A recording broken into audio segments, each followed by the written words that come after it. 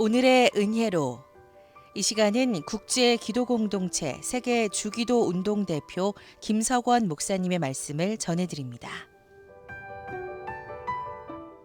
오늘은 여섯째 간구 두 번째 말씀으로 우리를 시험에 들게 하지 마옵시고 마태복음 6장 13절의 말씀을 드리려고 합니다. 지난 시간에 이어서 야고보 1장 12절의 말씀을 한 번 더 살펴보겠습니다. 야고보서 1장 12절에 시험을 참는 자는 복이 있도다라는 말씀을 했습니다. 시험도 시련의 의미를 가지고 있기 때문에 영어로 trial이라 번역을 했습니다. 이러한 시련의 과정을 겪을 때도 말도 못하게 괴롭습니다. 힘이 듭니다. 죽고 싶을 때도 있습니다. 그러나 이 과정을 잘 이기고 지나간 다음에는 내가 겪은 시험 비중에 따라 큰 영광스러움이 오도록 되어 있습니다. 그래서 야고보 1장 12절의 시험을 잘 이기는 자에게 상급을 약속하고 있습니다. 무슨 상급입니까?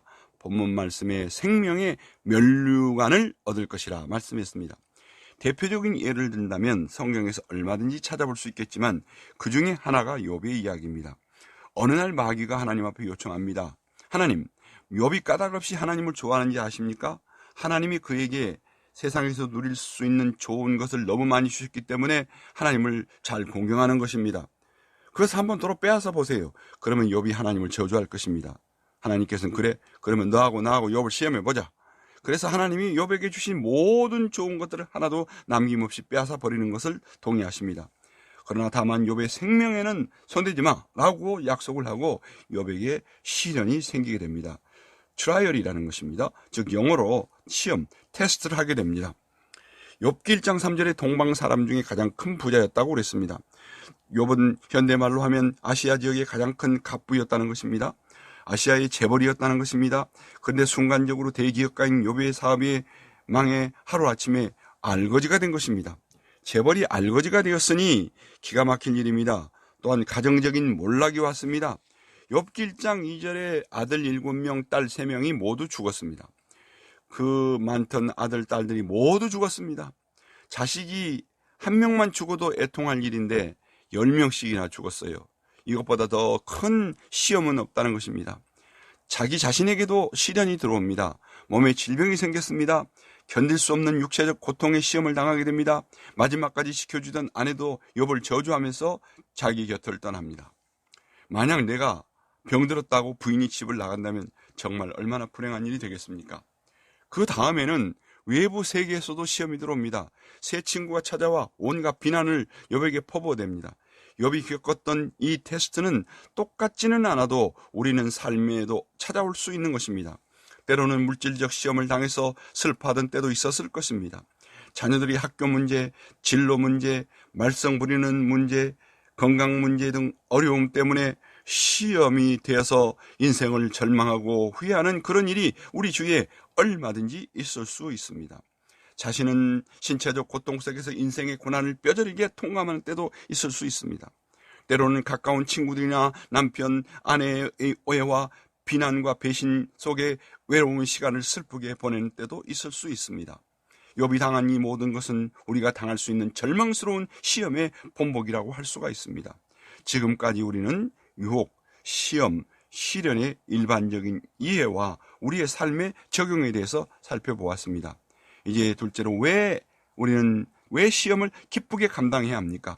시험에 대해서 야고보 1장 2절에 내 형제들아 너희가 여러 가지 시험, 즉 시련, 트라이얼을 만나거든 어떻게 하라고요? 온전히 기쁘게 여기라고 말합니다. 왜 기쁘게 여기야 합니까? 모든 것 다 잃었는데 망했는데 뭐가 기쁘다는 것입니까? 그것은 하나님은 시련을 통해서 하나님의 자녀들을 연단시키고 큰 일을 하기 위한 귀한 그릇으로 사용코자 하신다는 것 때문입니다. 내가 무엇을 잘못해서 당하는 시험이 아니라는 것입니다. 우리는 요셉의 이야기를 통해 알 수 있습니다. 요셉은 사랑받던 부모와 생립을 하여 이산 가족의 아픈 시험을 겪었습니다. 형들이 팔아먹었으니 혈육간의 인신매매의 시험을 겪었습니다. 억울한 누명을 뒤집어 써야 하는 스캔들의 시험 속에 빠지게 되었습니다. 그래서 감옥의 재수 생활이 주는 육체적, 정신적 갈등의 시험도 겪게 되었습니다. 그런데 무엇을 잘못했습니까? 아무 잘못이 없습니다. 욥도 요셉도 테스트 안에 들어있었던 것입니다. 어떻게 됩니까? 그 테스트를 지난 다음에 요셉은 애굽의 총리가 되어 자기 민족을 구원한 역사를 만듭니다. 요셉처럼 하나님의 자녀를 시련을 통해 연단시키시고 귀한 그릇으로 큰 일을 위해 사용하고자 하신다는 것입니다. 다음으로는 우리가 시험을 주시는 이유 중에 왜 기쁘게 여기게 하는 이유는 믿음의 상급반에 들어가도록 믿음의 학년에 맞는 시험을 주신다고 고린도서 10장 13절에 말씀합니다. 사람이 감당할 시험 밖에는 너희에게 당할 것이 없나니 오직 하나님은 미쁘사 너희가 감당치 못할 시험 당함을 허락지 아니하시고 오직 당할지음에 또한 피할 길을 내사 너희로 능히 감당하게 하시느니라. 감당치 못할 시험을 허락하지 아니하시고 라고 말씀했습니다. 여기에 시험이란 단어는 유혹이란 영어 단어인 temptation을 사용했습니다. 유혹이란 단어를 통해서 우리는 시험의 범위가 있음을 발견하게 됩니다. 인간관계 문제, 물질 문제, 건강 문제, 가정 문제, 자녀 문제, 직장 문제, 헤아릴 수 없는 문제들이 생깁니다. 그러나 이 모든 것을 통합해 보면 그 범위를 제한해서 설명할 수 있습니다. 다시 말하자면 유혹은 인간에게 보편적인 시험과 연관이 된다는 것입니다. 하나님은 우리에게 사람이 감당할 시험, 즉 유혹만 허용하신다는 것입니다. 이 말씀은 모든 인간에게 보편적으로 공통적으로 주어지는 시험이란 뜻입니다. 영어 성경을 보면 common to man, 인간에게 공통적이라고 번역합니다. 즉 누구나 다 당하는 유혹에 넘어갈 수 있는 시험만 우리에게 주신다는 말씀입니다. 우리가 흔히 시험을 당할 때 낙심하는 이유 중 하나는 나만 혼자 당하고 있다고 생각합니다. 그것은 착각입니다. 유혹은 누구나 다 당하는 것입니다. 다른 사람들이 드러내놓고 일일이 이야기하지 않아서 그렇지 누구나 다 시험이 있고 사연이 있습니다.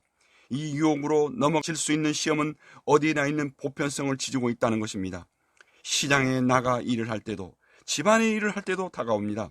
산에 가도 있습니다. 바다에 가도 있습니다. 여럿이 있을 때도 있고 혼자 있을 때도 생깁니다. 교회에 오면 교회에도 있습니다. 심지어 설교를 들을 때도 생길 수 있습니다. 기도할 때도 틀림없이 생깁니다. 누구든지 시험을 받게 되어 있는 보편성이 있습니다. 목사도 예외는 아닙니다. 장로나 권사도 예외는 아닙니다. 나는 모태 신앙이니까, 나는 새벽기도 교인이니까 라고 할지라도 이 유혹은 끊임없이 찾아옵니다. 오늘 여기까지 말씀드리겠습니다. 오늘의 은혜로 지금까지 국제기도공동체 세계 주기도 운동 대표 김석원 목사님의 말씀을 전해드렸습니다.